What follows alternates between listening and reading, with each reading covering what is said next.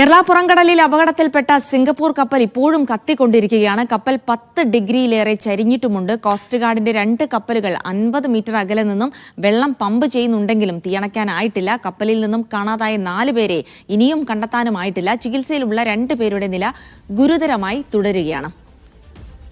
വിവരങ്ങൾ നൽകാൻ സിജോ വർഗീസും ഒപ്പം തന്നെ ഷഫീഖ് നസറുള്ളയുമുണ്ട്. ആദ്യം സിജോയിലേക്കാണ്. സിജോ, ഈ കപ്പലിന്റെ നിലവിലെ അവസ്ഥയുമായി ബന്ധപ്പെട്ടുള്ള കാര്യങ്ങളാണ് അറിയേണ്ടത്. അതായത് കപ്പൽ ഇപ്പോഴും നിന്ന് കത്തുന്നുണ്ട്. തീയണയ്ക്കാനുള്ള ശ്രമങ്ങളൊക്കെ വളരെ ഊർജിതമായി തന്നെ അവിടെ നടക്കുന്നുണ്ടെങ്കിലും അതൊന്നും ഈ തീയണയ്ക്കാൻ പര്യാപ്തമല്ല. മാത്രമല്ല, കപ്പൽ ചരിഞ്ഞിട്ടുണ്ടെന്ന് പറയുമ്പോൾ വലിയ അപകടാവസ്ഥയിൽ തന്നെയാണ് കാര്യങ്ങൾ എന്നുകൂടി മനസ്സിലാക്കണം. നിലവിലെ അവസ്ഥയുമായി ബന്ധപ്പെട്ട് എന്തെങ്കിലും വിവരങ്ങൾ കോസ്റ്റ് ഗാർഡോ നാവികസേനയോ സ്ഥിരീകരിക്കുന്നുണ്ടോ സിജോ?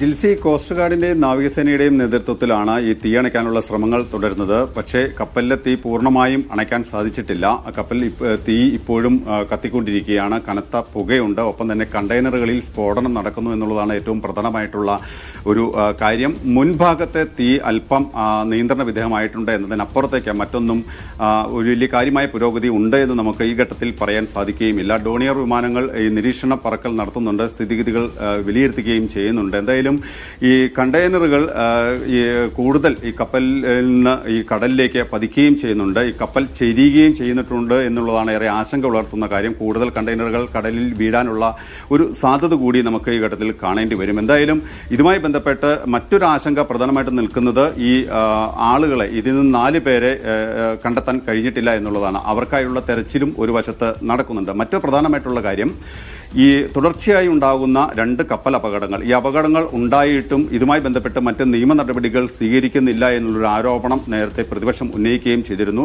അതായത് ഈ സംസ്ഥാന സർക്കാർ ഇതുമായി ബന്ധപ്പെട്ട് നഷ്ടപരിഹാരം തേടിയുള്ള ഒരു കേസ് അല്ലെങ്കിൽ മറ്റ് നിയമ നടപടികൾ സ്വീകരിക്കുന്നില്ല എന്നുള്ള ഒരു ആരോപണം പ്രതിപക്ഷ നേതാവ് വി.ഡി. സതീശൻ കഴിഞ്ഞ ദിവസം ഉന്നയിക്കുകയും ചെയ്തിരുന്നു. മറ്റൊരു കാര്യം, ഈ തുടർച്ചയായി ഉണ്ടാകുന്ന കപ്പൽ അപകടങ്ങളിൽ ആശങ്ക ഉണ്ട് എന്ന് കേന്ദ്രമന്ത്രി സുരേഷ് ഗോപി അറിയിക്കുകയും ചെയ്തു. സംസ്ഥാന സർക്കാരിന് കേന്ദ്ര സർക്കാരുമായി കൂടിയാലോചന നടത്തി ഇക്കാര്യത്തിൽ തുടർ നടപടികൾ സ്വീകരിക്കാം, അതുമായി ബന്ധപ്പെട്ട നടപടികൾ ഉണ്ടാകും എന്ന് അദ്ദേഹം കഴിഞ്ഞ ദിവസം പറയുകയും ചെയ്തിട്ടുണ്ട്. പ്രധാനപ്പെട്ട ഒരു ആശങ്ക, ഈ കണ്ടെയ്നറുകളിൽ ഉണ്ടായിരുന്നത് വിഷ പദാർത്ഥങ്ങളാണ്, വിഷാംശമുള്ള വസ്തുക്കളാണ്, സ്ഫോടനം നടക്കാൻ സാധ്യതയുള്ള വസ്തുക്കളാണ്. തുടർച്ചയായി കണ്ടെയ്നറുകൾ ഈ കടലിലേക്ക് പതിക്കുകയും ചെയ്യുന്നുണ്ട്. ഇത് കടലിൽ ഉള്ള അല്ലെങ്കിൽ മത്സ്യത്തൊഴിലാളികളെയും ഒപ്പം തന്നെ തീരദേശവാസികളെയും ഏറെ ആശങ്കപ്പെടുത്തുന്ന ഒരു കാര്യമാണ്. അതുകൊണ്ട് തന്നെ ഇതുമായി ബന്ധപ്പെട്ടിട്ടുള്ള നഷ്ടപരിഹാരം തീരദേശവാസികൾക്ക് അല്ലെങ്കിൽ മത്സ്യത്തൊഴിലാളികൾക്ക് ലഭ്യമാക്കണമെന്ന് ആവശ്യപ്പെട്ട് കേരള ലാറ്റിൻ കാത്തലിക് അസോസിയേഷനും രംഗത്ത് വരികയും ചെയ്തിട്ടുണ്ടായിരുന്നു. എന്തായാലും വലിയ രീതിയിലുള്ള ഒരു പ്രത്യാഘാതം ഭാവിയിൽ ഉണ്ടാക്കും. അതുമായി ബന്ധപ്പെട്ടുള്ള പഠനങ്ങൾ നടക്കേണ്ടിയിരിക്കുന്നു. ഇതുമായി ബന്ധപ്പെട്ടുള്ള ഒരു എന്താണ് ഈ അപകടത്തിനുണ്ടാകുന്ന ഒരു കാരണം, തുടർച്ചയായി ഈ കേരള തീരപ്രദേശങ്ങളിലുള്ള ചരക്ക് ഗതാഗതം അത് സുരക്ഷിതമല്ല എന്നൊരു തോന്നൽ ഉണ്ടാക്കുന്ന രീതിയിലുള്ള ബോധപൂർവമായ ശ്രമങ്ങൾ ഇതിനകത്തുണ്ടോ, എന്തെങ്കിലും അട്ടിമറി സാധ്യതയുണ്ടോ തുടങ്ങിയ കാര്യങ്ങളെല്ലാം തന്നെ അന്വേഷണങ്ങളും ഉണ്ടാകേണ്ടിയിരിക്കുന്നു. എന്തായാലും ഇത്തരം അന്വേഷണങ്ങൾ ഉണ്ടാകണം, നിയമ നടപടികൾ സ്വീകരിക്കണമെന്നൊരു ആവശ്യമാണ് ഒരു ഭാഗത്ത് ഉയരുന്നത്. മറ്റൊന്ന് പ്രധാനമായും ഈ തീ നിയന്ത്രണ വിധേയമാക്കുക എന്നുള്ളതാണ്. കപ്പൽ പൂർണ്ണമായും കടലിലേക്ക് മുങ്ങിത്താഴുമോ ഒരു അവസ്ഥയിലേക്ക് എത്തുന്നതിന് മുമ്പായി തന്നെ ഏതെങ്കിലും രീതിയിൽ ഈ തീ നിയന്ത്രണ വിധേയമാക്കാൻ സാധിക്കുമോ എന്നുള്ളതാണ് പ്രധാനമായും ഈ കോസ്റ്റ് ഗാർഡും നാവികസേനയും പരിശോധിക്കുകയും ചെയ്യുന്നത്.